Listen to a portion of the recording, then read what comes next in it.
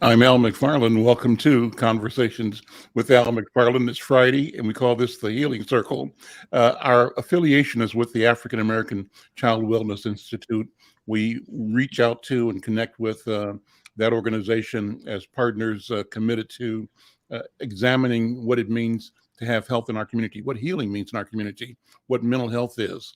And we do that in the light of the trauma associated with COVID-19, in light of the trauma associated with the George Floyd murder and the trial and the things that are attendant to that, and in the light of the uptick in anxiety and gun violence and people feeling that things are out of control. So we want to be a place on Friday, we call this the Healing Circle, where we talk about it from a mental health point of view.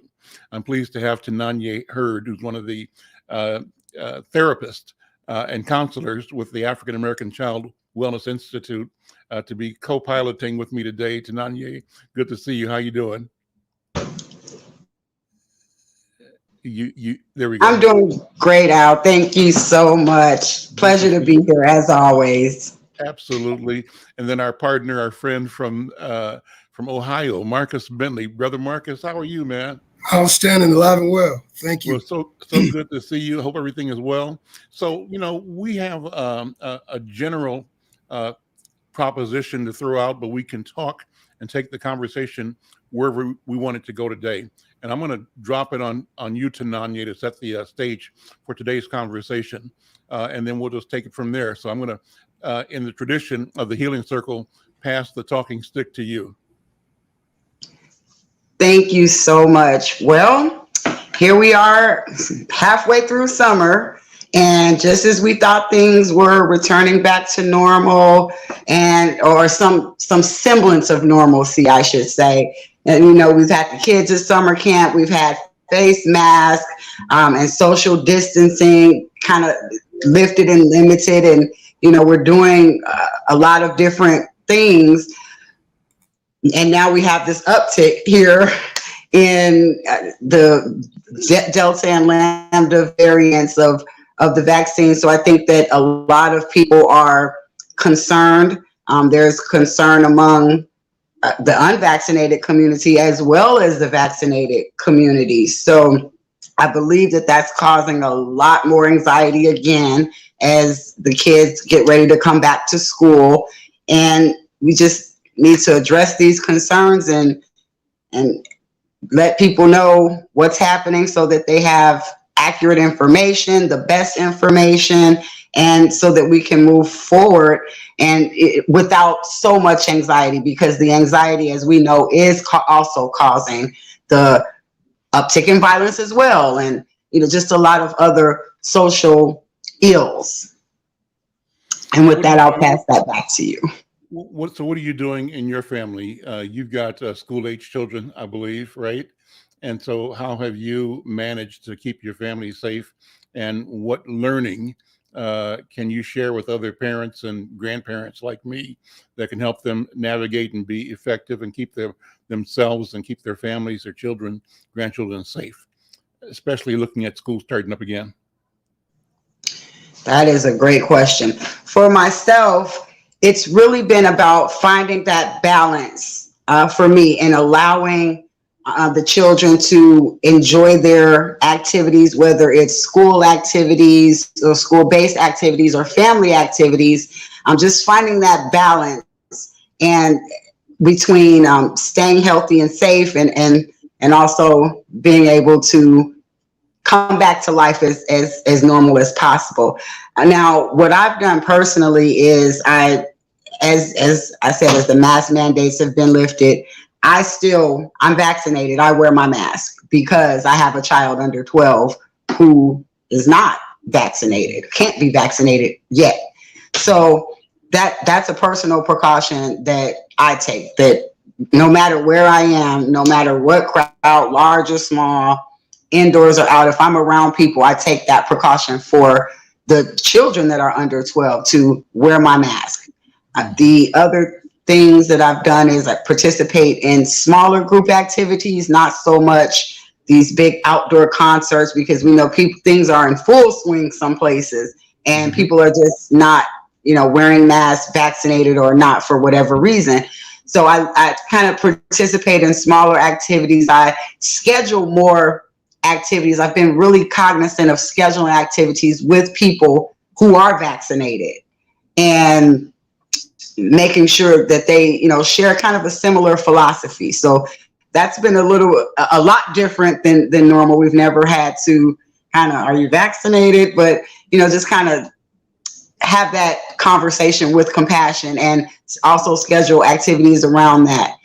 Some things that I've been doing over the summer is reviewing the school plans, reviewing, people are talking about returning to sports. So reviewing their safety plans and seeing what are you doing? What do you have planned to do if something happens? Just really keeping an eye on what people are doing and what precautions that they're taking.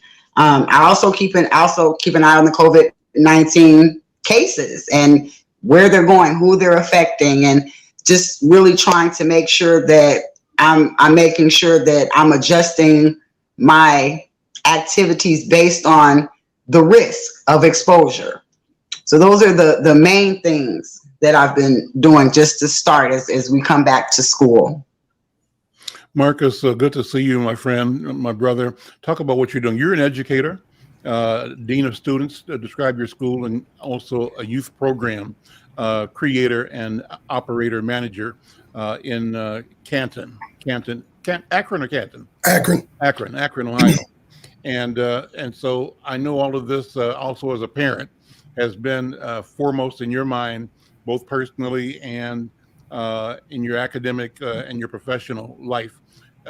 Weigh in on where we are right now, how our community seems to be either discussing, assembling, adopting, embracing the need for protocols, how we're responding to, the challenge, and what have you done both in your family and with the students that you are in charge of to try to ensure that people are safe and we minimize the infection rate that we experience as a community. What do you think?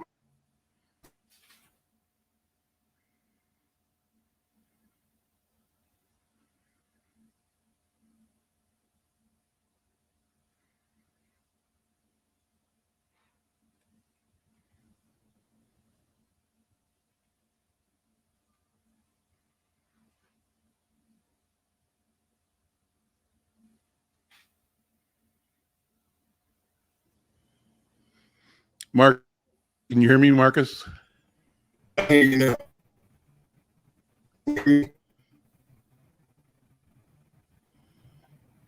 kind of buffering. I see. Yeah, now you're back. Okay. So we must be having a band. Okay, education wise, we are. It's still not mandatory to wear masks here. It's optional. I think it's about 50-50 here as far as our parents are concerned. We just ended summer school last week, and I say about 50% of our kids were wearing masks, and the others weren't. The social distancing aspect is no longer enforced as far as our district, but we're still going to use, we're still cleaning every 2 hours. We still have our disinfecting taking place. So it's pretty much optional as far as the mask wearing and the mandates. Sports wise, our football season is coming up. We had our coaches meeting. So there's still, you can't ask anybody if they've been vaccinated. It becomes a legal issue in that aspect. But as far as those individuals that have been, we won't really know, unless you actually ask, which we can't. So our suggestion is continue to wash your hands, continue to use those prior safety measures, especially if you have concerns or you're impacting other people's lives as far as elders that may be impacted. My children are all vaccinated. I only have one. My youngest daughter is not. I'm sorry, my youngest two. They're not. So they're because of their age, or yes, because of their age. So once that opens up for them in this area, we'll go through those processes. But one thing that me and my mother discussed was that we're forgetting about a number of the other issues and viruses and pathogens that are still in our presence. So we can't walk lightly and not recognize some of those other things that we still have people dying of pneumonia, the flu, getting other, pathogens and viruses that are impacting them as well. So as far as that's concerned, I know it goes state by state, but we're about 50-50 here. Everybody doesn't agree with the shot. So you just will never know because it's against the law to ask. I just came back from New Orleans as well, and it was loose. It was loose. Just got back from my honeymoon actually, and there was no mask mandate. So people were partying in the streets just like it was 1999. Okay, well, that makes you wonder. But so that goes into my next question, and that was give me a sense of what the vibe is in the community, just on the streets. In our community, I figured, Marcus, that the language in the country now is that it's now a pandemic of the unvaccinated, right? And that because 99 point something percent of the new infections are people who have not been vaccinated, and that in general, people who have been vaccinated, though they can get sick, when they do, they don't get as sick, and there apparently is not a lot of deaths occurring to people who have had both vaccinations or a vaccination. But the calamity and the escalation in numbers of infection, the rate of infection is really coming out of those people who present and who also say they have not been vaccinated. Therefore, a pandemic of the unvaccinated.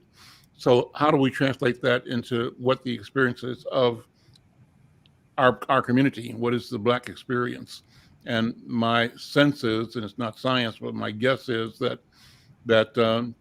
we still were lagging behind the general number of people that chose to get vaccinated or could get it, and people that kind of were indifferent or hesitant.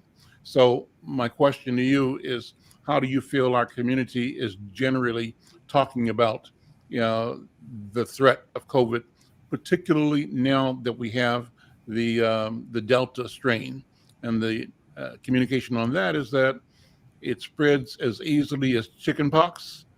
It's going everywhere quick, and it even will affect those who've had vaccinations already, but not to the degree of sickness or the likelihood of death. What are you hearing and feeling there in Ohio?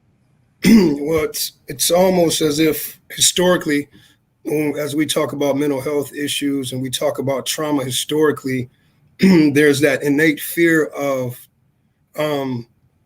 they'd rather get sick than be impregnated by disease from an injection, because all the different trials and tribulations that we went through as far as science, and trusting science.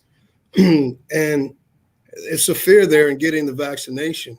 A lot of people are terrified. A lot of young women are terrified that they may become infertile. A lot of people just thinking these that they may be connected to some kind of magnetic force, or they're getting a microchip in them. So it's a lot that's coming with it as far as fear and historical fears that, they don't want to be guinea pigged on. You hear a lot of that. I'm not going to be anybody's guinea pig. Maybe after a while, when it gets better, I want to be the first one to try something new. So that's a lot of the word that I hear in our community as far as those that are not getting vaccinated. But there are a number of educators that are. There are a lot of people that I think it's about. So I believe it's a smaller percentage of people here that are not. Okay. That are just on the edge, on the brink, or they are witnessing the individuals get sick and then they'll go ahead and get it. So it's just that lack of trust, that historical, like we said, that trauma, and just reflecting on those things in time past. So just trying to get them to trust in the process. What do you hear young people say if you're working with or interacting with students, and students under, I think down to the age of 15 can get vaccinated, but I'm sure that means with parental consent and at the parental direction. Are kids that you're around talking about whether they want to get shots or not, or are they talking, the invincible, that they don't need it and they're not afraid? I think it's out of sight, out of mind. I think our kids are more worried about what's being posted on TikTok or social media and the impact, the likes that they get on social media versus some of these real world issues that might be impacting them. So it's kind of like if your parents are highlighting the issue, then that more encourages those individuals to get involved as far as being vaccinated. But other than that, you don't hear a lot of kids even, code talking about it as much. It's kind of died down a lot as far as those discussions and those fears. I think they're becoming numb to it. I think they got so fatigued with it, just this freedom. Kids just want to be free. So the idea of a lack of restrictions and this liberation, so-called liberation that they have, that they turn their emotions on to other venues. I didn't take the time to fully introduce you properly, Marcus. Let me have you do that. Talk about the programs that you lead and the work that you do in the Akron community. Well, at this time, I'm the Dean of Students at a local charter here, K through 5. Also, I coach high school football and track. And I founded an organization called Lava Athletics. Lava stands for Learning Abilities for Victory and Achievement. So we do a lot of sports science and mental health. We do a lot of community development. So we're a grassroots organization. So we're really building and really finding that necessity now, as you can see with Simone Biles and Naomi Osaka, I think that's her name, Osaka. Mm-hmm. Those individuals in sports with that pressure and the support that they need as far as therapists and mental health services. It's just priority, being able to manage your emotions. So, yeah, so that's what we're doing, man. We're building piece by piece, going through the processes of making sure we have all the certifications necessary to open the door for multiple people who need those services. I'm glad you brought up Naomi Osaka and also Simone Biles. And as an athlete yourself and as a coach and teacher, how do we appreciate the courage of both Osaka and Biles in saying, you know what, I got to look after my own feelings and my own mental health and my body differently, and to not fall for, this unreasonable pressure that the marketplace, that the fan base, or that the marketers will put on them, even kind of demanding that they forego their own individuality, their own health and mental stability. Talk about that and how what they're doing can have a positive impact in the community in general and among young athletes as well. Well, I mean, I think it's amazing that it takes a lot of confidence to say that admit that you're sick when you're sick in that way. The mental health, it's an illness. It really is an illness, and it can eat away at your body. It can cause other issues as far as heart disease, and your mind is powerful. So as far as the injuries that may come about because of that lack of focus and that mindfulness, this Simone sometimes jumps 6 to 7, even 8 feet in the air, and if she lands improperly, her life is at stake as far as some of the things she does and how she twists. And also it leads to, you think about suicidal tendencies, the pressure that comes from performing in front of thousands and thousands, millions of people, and that pressure at times, like they say, pressure busts pipes. So to be leaders in that and say that, I need help, I need support, there's nothing wrong with that. And a lot of times in our community, we try to keep everything in-house, not only in-house, but internal, and keep it amongst ourselves where, it affords you to go get that kind of support, to reach out early in our relationships, as well. It gets you a further along. So I'm proud of them highlighting that and being a beacon for other individuals that will follow. Tananya, why don't you join the conversation? And Brenda Lyle is here. Brenda, good to see you. And I know this resonates with you, Brenda, because your daughters are athletes, right? And in tennis in particular. And so as you watch both Simone Biles and Naomi Osaka sort of draw a line in the sand in defense of their mental health and physical health and the risk that they're taking. What do you think? And how does our community both benefit from it? What do we learn from it? And where does it take us? Thank you.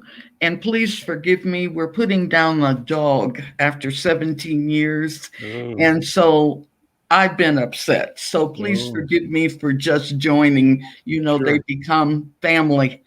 I think Simone is different in the fact that she has gone through so much prior to the Olympics. She was very hesitant about going anyway. Her mother and father could not be there.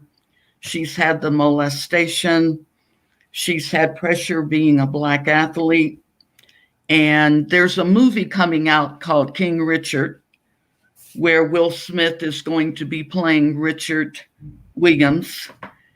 And it will show you the pressure that young Black tennis players are under and have been under. And it would have happened to Serena and Venus, but Richard didn't take prisoners and he didn't allow them. As a matter of fact, recently, this year in the Australian, Richard cut off an interview. No matter how we look at athletics, no matter with the money, they are still Black young women who have hit into a sport that was rich white. And they're just now opening that door. And what Naomi said in her interview was, I'm just tired of being disrespected. I am a champion. I am number one, but you tend to not want to accept that.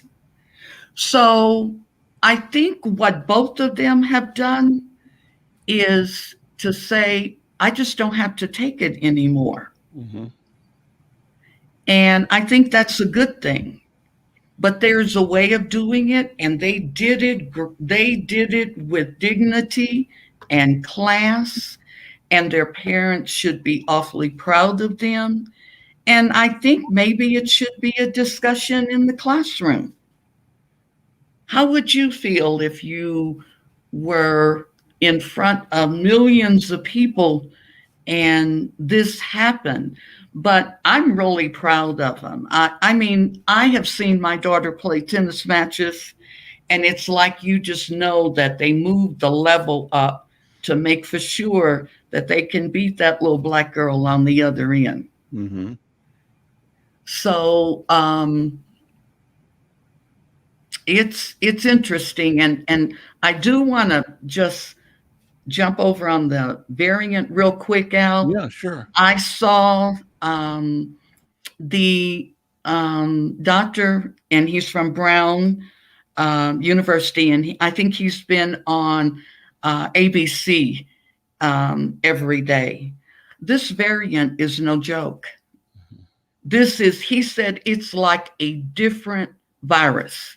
It's like you can't even call it COVID anymore.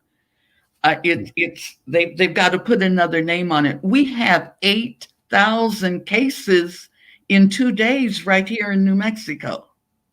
In Santa Fe, I think there are 600 new cases yesterday. And it's like it's just spreading and spreading. And I don't know what's going to happen. I mean, the president has already said, mandate the nation. He found out that Federally, he could do it. Legally, he could do it if it is a health crisis. And that's what it's becoming. And it's a choice. You either die with the virus or you die with the vaccine. So it's a choice. And this one is becoming pretty scary. You said that yesterday on our show yesterday. I heard you say die with the vaccine, but what do you mean by that? Because I think my understanding is the vaccine will keep you from dying. That's true, but their mindset, Al. That's their mindset. If they take the vaccine, they'll die. Got it. Yeah, and that's my youngest daughter. Mom, do you hear that people are still getting the virus even though they've taken the vaccine? Yes, I have, but they're not in the hospital on a ventilator. Right. That's what we can't get through to us. I understand our history.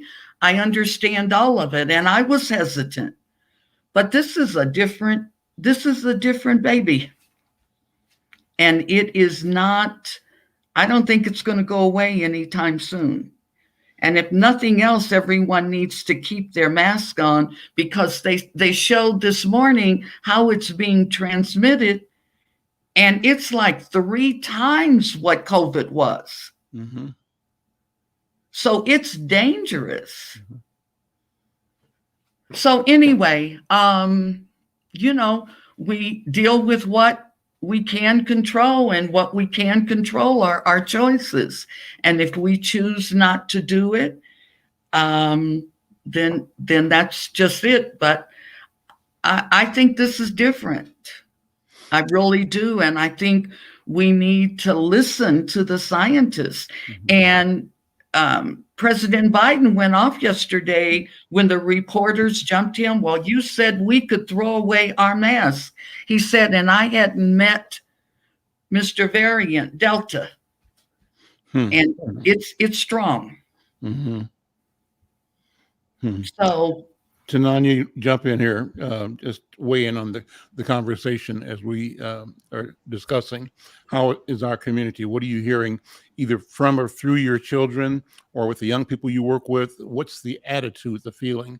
And, again, my background for the question is my fear that if this is being described, and I believe properly so, as the pandemic of the unvaccinated, but more than that, the unvaccinated place everybody else at risk again. That's the problem. Not just the unvaccinated, but those are the ones that are round one or case one or front line on this. So what are you hearing in our community? What in your family, and how is our community handling this?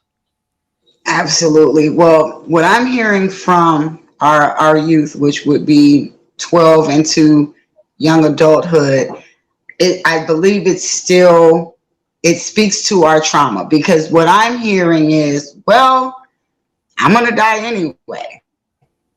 I might get shot. So what is the vaccine compared to being murdered? Mm-hmm. So I really feel that speaks to the core of a lot of our trauma. So they're thinking, hey, I'm dodging bullets and I'm ducking the police brutality and I'm trying not to get killed by this and that. What's the virus gonna do? So that is what I'm hearing, and that's why I also just really applaud Simone Biles for and Osaka for what they're doing, and just making sure that they're bringing their mental health to the forefront, because just in the past couple of days, that's been a part of my conversations with our younger generation. Okay, well, this could happen and that could happen, but what if it doesn't? Wouldn't that be such a tragedy to be able to dodge this and dodge that, to be killed by a virus? Mm-hmm. And it's getting people thinking. It's actually getting a lot of people to talk just in the past 48 hours.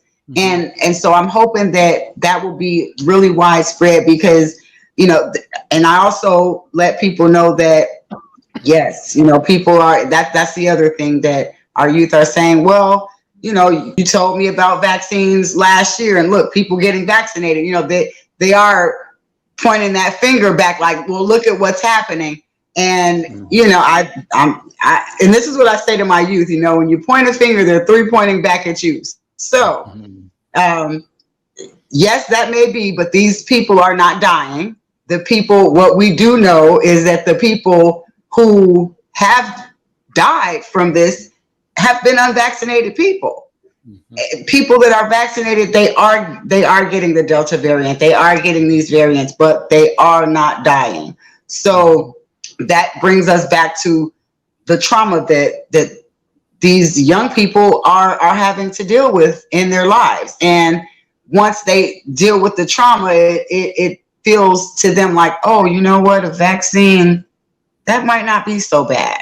Or let me go and get it because, it might help.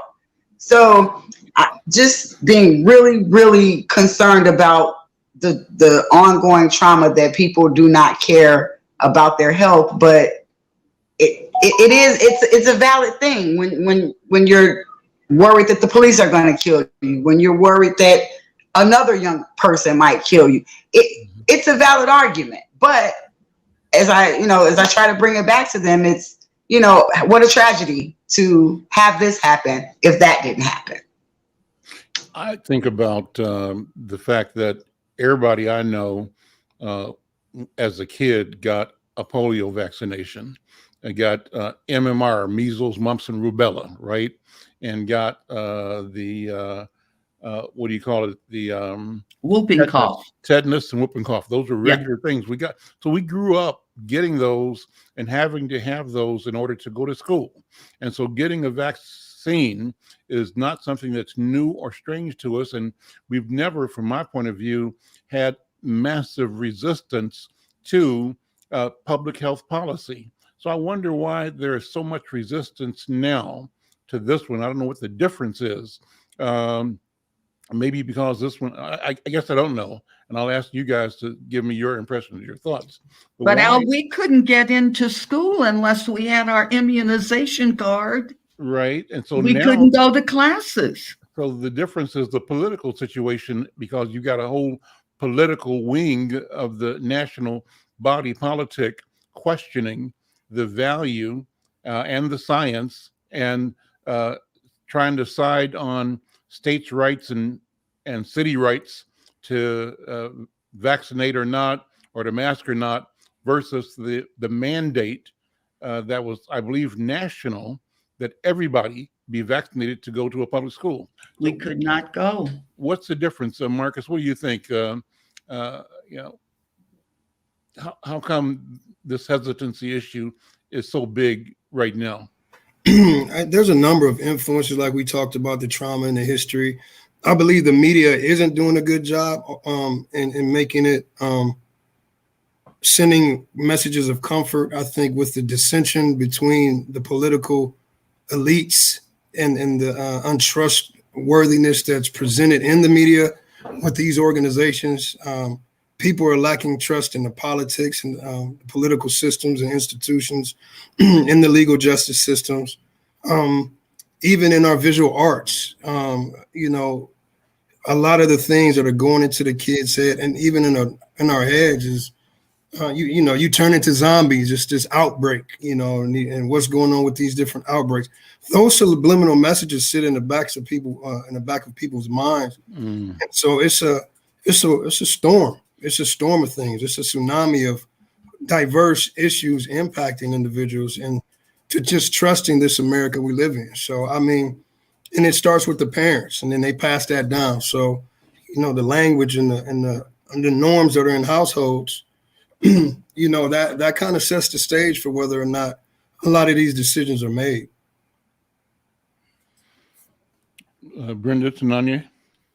I definitely agree with that. I believe that politics are definitely a factor. We have not heard so much about this vaccine on such a large scale with chickenpox, with measles, and I believe, as Brother Marcus said, that we have the adults who are also, you're looking at this one party is saying, oh, COVID is a myth or COVID is in, and then you have this other one that are pushing. So it feels like people are pushing agendas, and I believe that that's a big difference between this vaccine and all the other previous vaccines that we've gotten, even if parents choose not, because we know that there are parents that choose not to vaccinate their children for whatever reason, but it just hasn't been on this big of a scale. When it comes as like mandates and this and that, people automatically push back from that. Okay. Yeah, well, I am hopeful, as I think you guys are too, that science and common sense and better sense will prevail. In the meantime, I think it is incumbent upon us to use this and other platforms to continue to encourage people to both follow the protocols, masking in public, and not having to wait till there's a mandate, but be proactive to protect yourself and protect the ones that you care about, protect others as well. And beyond that, to encourage people to get the shots, to get vaccinated, and to be prepared, if they end up coming back with suggesting a booster, be prepared for that. I had my wife, Bobby, and I got tested early, and we also got vaccines early. And we both talk about this like everybody else does, right? But we both know that the minute the recommendation and the availability of boosters is out, we're committed to being, as close to the front of the line as we can. Gotcha. And that's just because we want to be here, and we don't want to be sick ourselves, and we don't want to be the cause of anybody else being sick. We respect other people so much that we want to make sure that we're not the agent of somebody else's demise. And so if we can operate, with protocols of being, even if it's uncomfortable, we wear our mask, wear them, and we're wearing them to protect and to model the attitude of protection to other people, so anyway, that's what we do. And I think that is so important in our. There wasn't a Trump. That's the problem. The Trump was the male witch that stirred it all up and said, this is a liberal movement, and don't pay any attention to it. You'd be surprised at how many are not vaccinated in the conservative states in the South. And it's because he has convinced them that even though he probably is vaccinated, he is, I understand, but he's still convincing others to not be. Right. And we didn't have that, Matter of fact, I don't think our parents had to be with us when we took the polio. No, because remember, we took it at school. Yep. Line us up on the playground. Right. Everybody got their shots. Yeah. Absolutely. So, and this is airborne. This is different. You could see the polio. You could see people with damage. You could hear the coughing, and it was visual. This isn't. It's mean. Right. Marcus, what else is going on out in Ohio? What else is on your mind for the summer? You just had a honeymoon, right? Congratulations. Thank you. Yeah, we're preparing our educators to come in with a new, working with our children from a strengths perspective. African American children work better when you look at their strengths and not their weaknesses. Obviously, we know they have adverse childhood experiences, and we're working with 90% poverty. But what are they coming with, and how can we build up their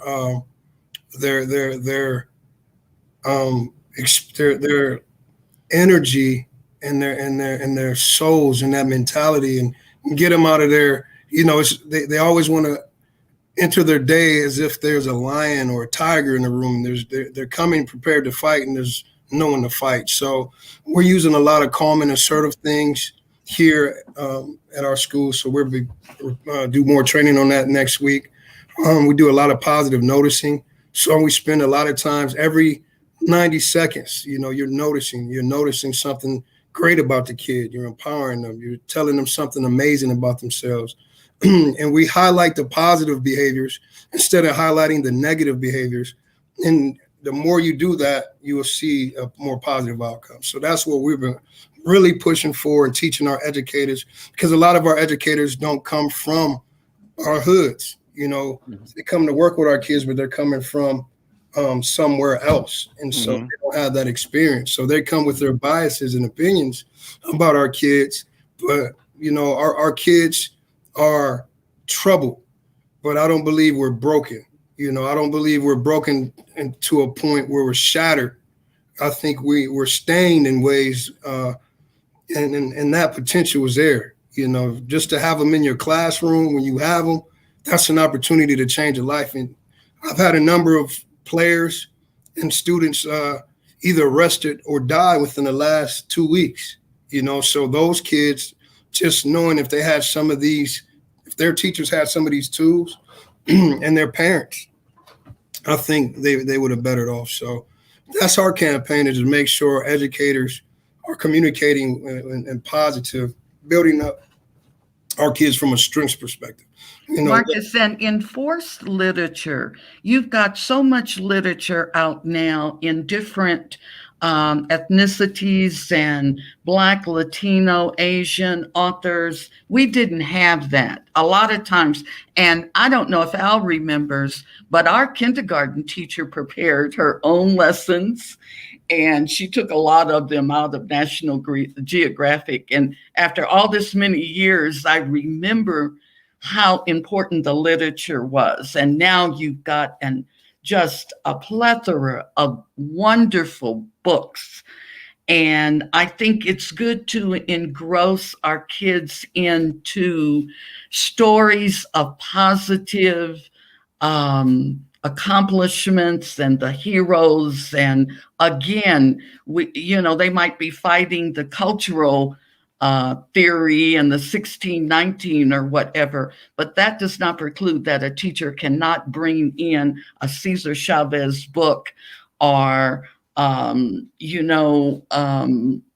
can't even think of an author right now, but all of the different literature that we have, and it's available, and our libraries are beginning to stack up with this. And so they're able to get into the story and not think about some of the things that they might have experienced coming to school or whatever. So, and teachers are going to have to start doing research. They're going to have to spend a little bit more time outside of the classroom and thinking about, how can I get to these, what are some different things that have worked in other school districts or whatever, and how can we really reach their hearts and give them hope? And they've got to have that right now, because this is different. I wouldn't want to be in a classroom right now. And I was there for 30 plus years. It would be very difficult. And I'm not talking about my age, because I know I probably wouldn't be able to tolerate a lot. I'm just talking about the environment. And it's just different. But, first thing I would talk about coming into the classroom are the heroes from Minnesota that came out of the Olympics. You've got the gymnastics girl, and then we had a young man drafted, I think, with the NBA, and they all came out of Minneapolis and St. Paul. So I would talk about some positive heroes in Minneapolis, in Ohio, or whatever, and how they achieved and overcame. It's going to have to be different technology and different thinking about how we can keep them and get them on track. It's hard being a kid now. Not only hard being a teacher and a parent, but it's definitely hard being a kid. And what's happened has taken a lot of their joy, and we've got to put it back in. I love that. Marcus, comment on that again. I mean, I love what you said about, the affirmations, positive commentary. And so, is your sense that if we can create a culture that is like that all day, not only in the classroom, but in the community and among us and in our household, on our playground, what would be the outcome of a shift? Because what exists now is even in the profession. I know people in your profession, Brenda and Marcus, who will say, these kids are a lost generation. Oh no. They'll Yeah. blame all the kids, uh, and that sets the standard, right? So if one or two are exceptional, that's good, but they have already, at some level, written off, the humanity and the potential for the others. What if you could change that around and have a system? And I hear you describing that, Marcus Bentley, where you, with intention, elevate, motivate, remind. That's what you're saying, Brenda. Remind every child all the time about his or her environment of greatness, of accomplishment, of potential, and of opportunity. What would it be like? That's what you're doing, Marcus, I think. Is that right? Yeah, and what it does is it changes you internally. It changes your the chemistry of your brain. You're no longer walking around hyper vigilant and ready to fight, or run or freeze. You're actually in a position in your brain where you can explore, and you're more open. You don't have cortisol and adrenaline running through your system. You're not in that part of your brain where you're on the defense, as which most of the time we're always on the defense. Mm-hmm. And it changes the imagery and how you see others. And it's this mirror images, love thy neighbor as you love yourself. And that language just permeates, and it changes the community. It changes how we build our communities and how we work together. It builds trust in the community as well. And it's not judgmental. I mean, when you're noticing somebody doing something, it's almost subjective, but it's just showing that you appreciate it. It makes a big difference. And then you pass those things down. It changes the way you argue. When someone is important, and when you can find ways to constructively, positively disagree, it changes that to where you don't go into a hole and hide, or you can express yourself. It brings up a lot of creativity, not only exploration, but you can be creative and not ashamed to share ideas and be effective. You don't have to hide. It pulls away from that that level of hate and self-hate, and that self-hate brings along community hate. So I think it's a lot that we can do, and it should radiate not only from our school building but in the homes, because unfortunately, after we love them up all day, they have to go back into those households where they may not see adults exemplifying appropriate behavior patterns. Mm-hmm. They're not watching parents solve their problems Mm-hmm. with discussion. They're watching their parents solve problems with alcohol or violence or drugs. And you feel what I'm saying? So when it's socio-emotional learning, it's emotional intelligence. So by building these kids up, they're finding other ways to handle their problems, and understanding how your behavior impacts the community and the tribe, so it's just a lot of impact to that. Just believing in each other and praising each other. Mm-hmm. Marvin Smith is watching us on Facebook. How you doing, Marvin? And he says, man, I like the idea of highlighting positives and not negatives. He said it's awesomely awesome. Thank you for the comment, Marvin. And, Cheryl Harris comments, appreciate it. Brother Antar Salim is watching. Thank you. Haven't seen you in a while, but always glad to notice that you're still connected with us, Brother Antar. And Sandra Villafane also is monitoring the show. Thank all of you. We welcome your questions and your comments, your feedback, your likes or dislikes.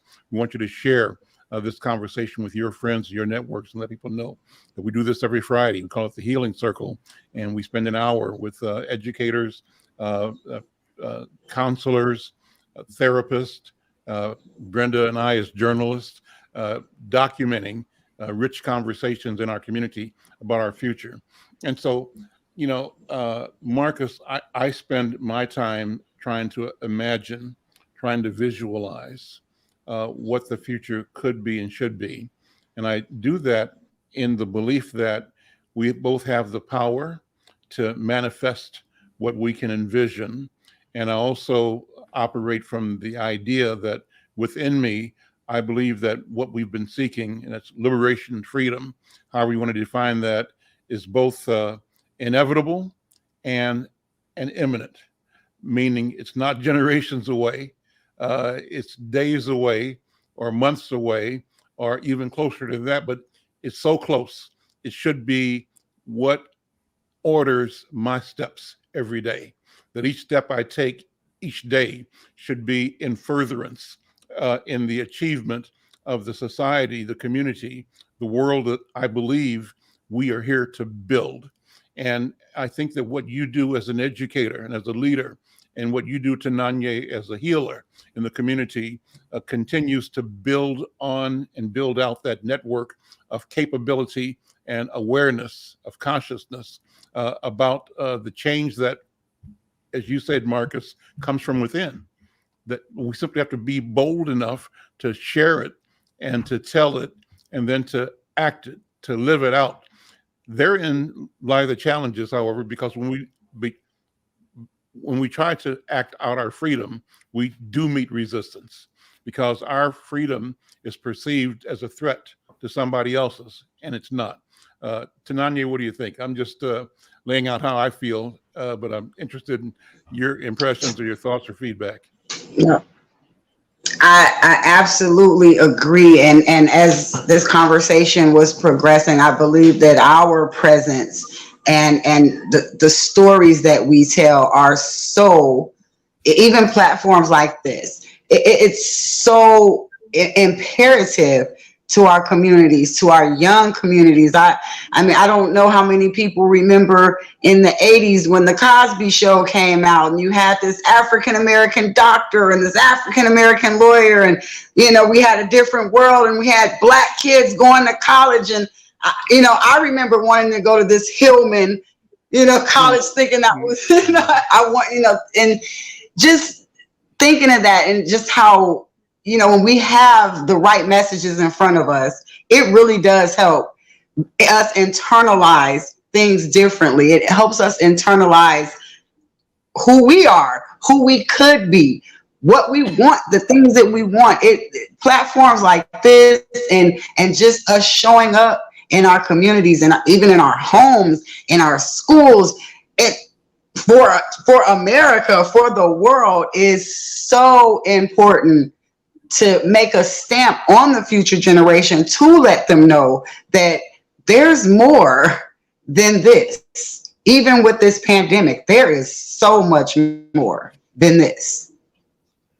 And, my final word, because I know we're running out of time, but Marcus, thank you. When you said we're not broken, we have stains, but we're not broken. And I thought that was a powerful statement, because that's what it is. And we have to embrace what, who I think of is Mari at the high school. And I remember when she was speaking, and I forget the high school, is it North Minneapolis High School? The principal of North High, yeah. Yeah, and she told her faculty, she said, look, if you are not willing, and this was the first day of her professional development, if you're not ready to dig deep and move these kids where they need to go. I realize someone was shot outside of the school, but we have a job to do. And that job is to instill hope and knowledge in our children. And I wrote about it, and I remember seeing her in the cafeteria with her faculty, and she told them, and she said, and if you don't want to do it, please don't take this offensively, find another job. There you go. And I know that that broken piece, it really resonated with me too. It made me Yeah. think of the Japanese, when, how they have a saying that they mend their broken, when they have broken objects, they agonize the damage by filling it with gold. And Yep. they believe that someone or something that suffered damage has a history, and it becomes more beautiful. Yep. So And I can't think of the name of it because I've seen some of the pieces, and they're wonderful, and sometimes the artist would break them in order to put them back together so that they would absolutely, be more beautiful. Wow. absolutely. Yep. Go ahead, Marcus. No, I was just amazed at that statement. Yeah. I never heard of that.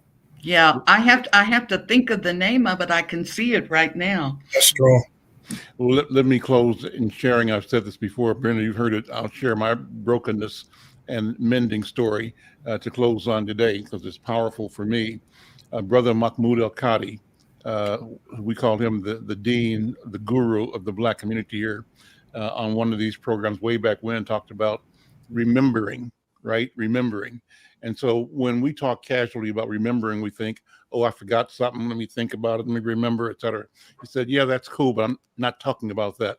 I'm talking about, think about the word remember, break it up, and think about something that was dismembered being remembered, something that was broken up, being put back together again. And so what I say is that we have experienced this time and age where there were efforts to break us up, but we are remembering. And then I take that back to the prophet who stood in the wilderness saying, someone, okay, who stood in the wilderness saying, can these bones live again, right? And issued a command that called these broken bones to reassemble, to create a new person. So I say the equation to me is that's what DNA science is allowing us to do. They attempted to dismember our minds, our knowledge of self, our history, our appreciation of legacy and antiquity, and our connection to our creator, right? But the creator itself had a map, a blueprint in DNA that will allow us to reassemble, to put us together again, to remember. I'm going to close with that. That's just my thinking. And I love this idea of how do we deal with healing. I'm Al McFarlane. This is Conversations with Al McFarlane. Thanks to Marcus Bentley. Thanks to Tananya Hurd and my colleague Brenda Lau Gray. We'll see you next time, next Friday, for the Healing Circle Conversations with Al McFarlane. Take care. Take care.